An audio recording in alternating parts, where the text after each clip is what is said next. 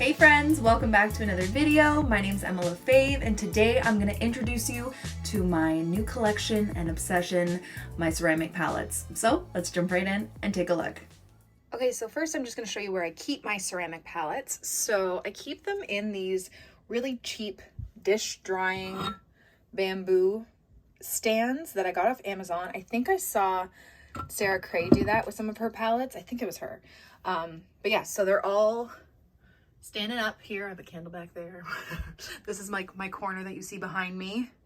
The beautiful Beam Paints print there, my YouTube play button, my sign, a little painting of colors, and then my ceramic palettes. So I'm going to take them out and I'm going to show you, but this is where I keep them. So I just have two that are kind of side by side there. But yeah, I find this is a really cute way to display them.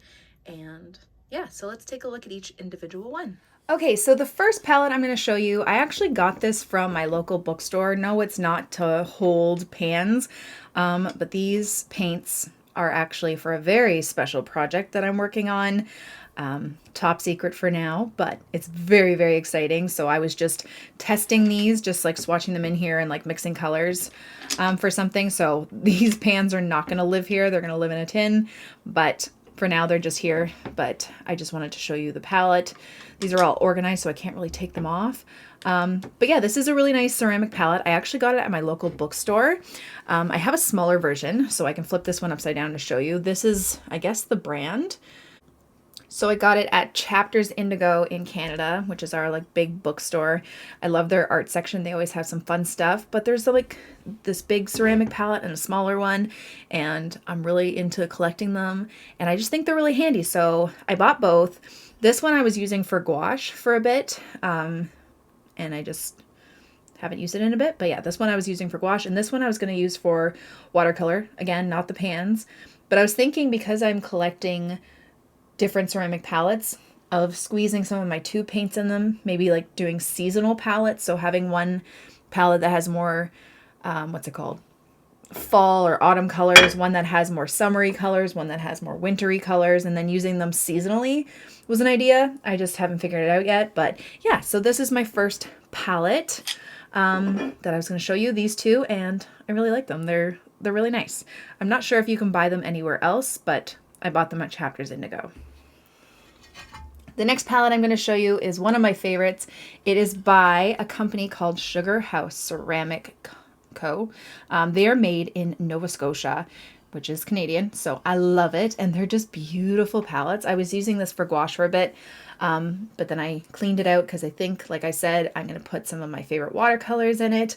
I just think it's so pretty, and it's just so inspiring to use someone else's art as a way to hold your paint so you can create art. Yeah, so this company actually, they have a bunch of different palettes, and it's really hard to not give them all my money because they're so nice. I'll show you a couple other things I have from them. I've been using this water cup. It's full of water. I can't really turn it, but a little place to hold your brushes, which I love. It's nice and big. And then I have this cup holder to hold my brushes, which is awesome. Love this. They're just so pretty. And then I bought two of their mixing stones. So there's this one, which is a palette. It's just flat, but they call it a mixing stone. And I found these really great for gouache because I like to wash my gouache off after, unless there's enough of it that I can reuse it. I like to wash my gouache off my palette after, and I find it's a little tricky in these wells. So these mixing stones are great because you just like take a brush under the water, like in your sink, and just kind of scrub it, and it's just a lot easier to get the paint off. So I got this one in a circle, and because, like I said, I love giving them my money because I love their stuff, I got this one as well, so I could hold it if I wanted to, stand and do that, and they're just really pretty. So I have quite a few pieces from Sugar House Ceramic Company, and I absolutely love them. Look how pretty they are. And they're nice and durable. They're not too heavy. They're kind of heavy, but they're not too heavy. But love these. Okay, my next palette I'm going to show you is this cute oval one. This is from Ellie Panda Pottery. I found her on Etsy. Again, I believe it's Canadian. I'll double check, and I will add their Etsy shop link. But this kind of looks like the last ones from Sugar House Ceramic Co., but it's more of a glossy finish. But again, it was just really cute, and I like supporting people on Etsy and handmade things. And I was recently, again, just mixing colors with those pans, and I used this for that, and it worked perfectly. So love this one as well. Okay, the next one I got was actually the first ceramic palette I purchased. It doesn't say their name on the back. I will have to look up my purchases on Etsy because that's where I bought it from, and I will put their shop down below.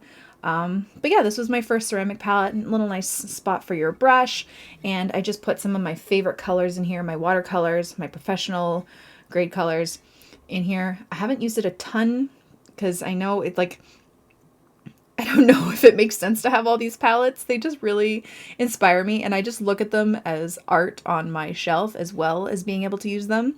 But yeah, this was my first one that I bought, and it kind of kickstarted my love for ceramic palettes. And yeah. And then lastly, one of my most favorite palettes, which is absolutely stunning. Probably this one and the Sugar House Ceramic Co. are my favorite ones. But like just the detail on this. This is from Pottery by Ellie. I'll put her socials. I don't know if you can see that. But it's stamped right into the ceramic.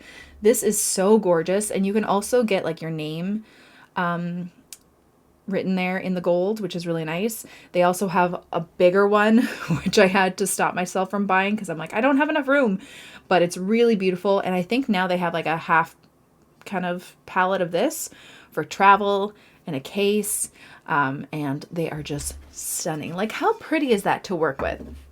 You know what I mean? Sometimes when you just want to paint and you need some inspiration, sometimes you just need to use some pretty things. And this was that for me. So I have my primary colors in here.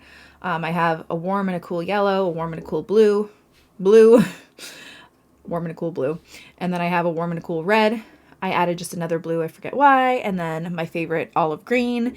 But this is more of my limited palette. And I really enjoy using this. I find this is just inspirational to use. So yeah, those are some of my favorite ceramic palettes. Well, my only ceramic palettes, but those are my favorites that I found online that I purchased, and I absolutely love them. Again, they are on the pricier side because they are someone's art. Someone handmade these, and I felt like that was a really big plus for me. I like to support people who make handmade things, as well as just I like them as a piece of art on my shelf.